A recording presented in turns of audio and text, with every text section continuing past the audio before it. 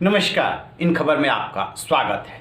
मुकेश अंबानी के घर एंटेलिया के बाहर विस्फोटकों से भरी मिली कार, उसके बाद मनसुख हिरेन की हत्या, सचिन वाजे की गिरफ्तारी, 2 अन्य की गिरफ्तारी, फिर वहां मचे सियासी तूफान के बाद एक और बड़ी खबर आ रही है। एनआईए ने अपनी जांच में जो पाया है वो बहुत बड़ा खुलासा है। ये बात अलग है कि एनआईए ने अभी उसको औपचारिक नहीं किया है। खबर वो ये है कि जो अभी तक ये बात कही जा रही थी कि मनसुख हिरेन को जिस समय मुंबा क्रीक बंदर रोड पे फेंका गया था उस समय उसकी सांसें चल रही थी, लेकिन हकीकत ये नहीं है। हकीकत यह है कि मनसुख हिरेन की हत्या करने के बाद उस कीचड़ में, नाले में फेंका गया था। और जो एनआईए का मानना है वो ये कि सबसे पहले यानी कि 4 मार्च की रात को सचिन वाजे ने कांदीवली से इंस्पेक्टर तावड़े बन करके जो फ़ोन किया, उसके बाद वो आया ऑटो से और इनके कब्जे में चला गया। फिर उसे क्लोरोफॉर्म सुंघा के पहले बेहोश किया गया, फिर उसके चेहरे को जो 5 रुमाल मिलने की बात थी उसको बुरी तरीके से बांध दिया गया क्लोरोफॉर्म के साथ, ताकि वो बेहोश हो जाए और उसके बाद वो सांस ना ले सके। तो जो एनआईए को शक है, अब जल्दी ही उसका वो रहस्य उद्घाटन करेगी कि इसी दौरान वो बेहोश हुआ और इसके बाद इन लोगों ने जोर से कपड़ा बांध दिया, जिसकी वजह से दम घुटने से उसकी मौत हो गई। जब ये लोग श्योर हो गए कि अब उसकी मौत हो चुकी है, उसके बाद ले जा करके इन लोगों ने उस नाले में उसकी बॉडी को फेंक दिया था। तो जो कहानी अभी तक बताई जा रही थी कि उसकी सांसें चल रही थी, जो पोस्टमार्टम की रिपोर्ट आई थी और जो चीज़ें कोरोबोरेट हो रही थी, उसके ये जस्ट उलट है। एक बात और आपको बता दें कि एनआईए को इस बात का भी डाउट है कि जहाँ पे पोस्टमार्टम हुआ यानी कि थाने में, सरकारी अस्पताल में, वहाँ सचिन वाजे मौजूद था। सचिन वाजे वहाँ किस हैसियत से मौजूद था?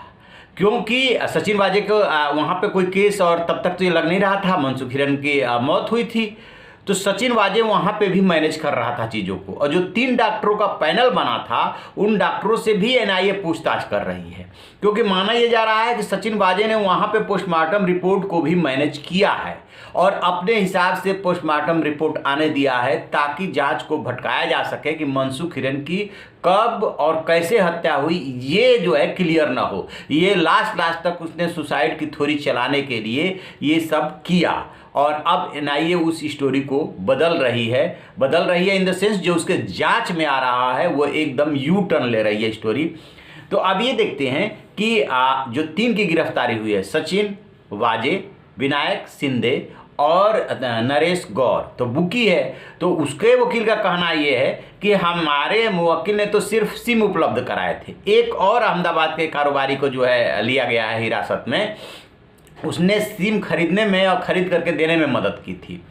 तो कहानी इन 3 के तक तो घूमी रही है, लेकिन एक जो और बड़ी बात आई है सामने वो ये कि जब मनसुख हिरेन की हत्या की साजिश रची गई, वहाँ पे विनायक शिंदे और सचिन वाजे दोनों मौजूद थे और उस समय सचिन वाजे ने एक फ़ोन का, सिर्फ 7 सिम कार्ड ही नहीं उसको दिए गए थे, एक फ़ोन भी दिया गया था, उसका इस्तेमाल किया था अपने बॉस और इस मामले के मास्टरमाइंड से बातचीत करने के लिए। वहाँ विनायक शिंदे भी था जो वहीं के पुलिस का निलंबित कर्मचारी है और वहाँ से आदेश मिलने के बाद फिर मनसुख हिरेन को रास्ते से हटाने का फैसला किया गया था। इसका मतलब एकदम साफ है कि साजिश ऊपर से रची गई है। इसमें जो सचिन वाजे है, एक मोहरा है, जो विनायक शिंदे है उसको शामिल किया है सचिन वाजे ने CIU यानी कि अपनी यूनिट के और भी पुलिस अफसरों को इसमें शामिल किया। लेकिन असली जो चेहरा है उसके चेहरे से नकाब उतरना भी बाकी है। खबर ये है कि जैसे ही वो महिला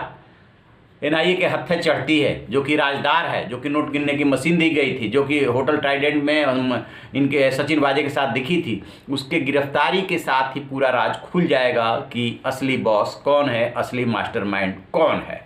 तो इस पर हम नज़र बनाए हुए, जैसे कोई अपडेट मिलेगा आपसे साझा करेंगे। आप रहिए बेखबर, देखते रहिए इन खबर। Thank you. इन खबर चैनल को सब्सक्राइब करें।